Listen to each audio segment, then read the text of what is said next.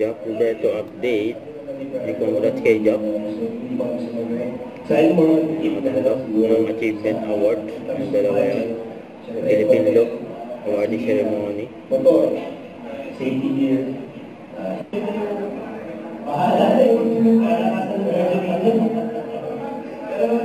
Kasama rin niya dyan si Dominic.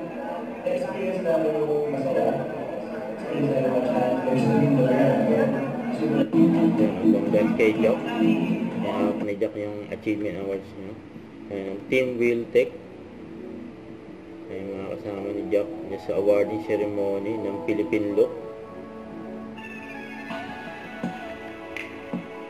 At abangan din si Jack sa Family Feud sa May 6 na yan, sa Tuesday. Kasama ang Team Wiltec, Let's Ride na. At featuring din si Jack sa 24 oras.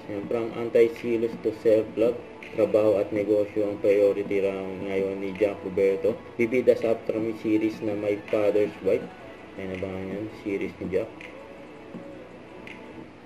Don't forget to subscribe and click the notification bell for more update. This is Richard Reaction Vlog. Stay tuned for more videos. See ya.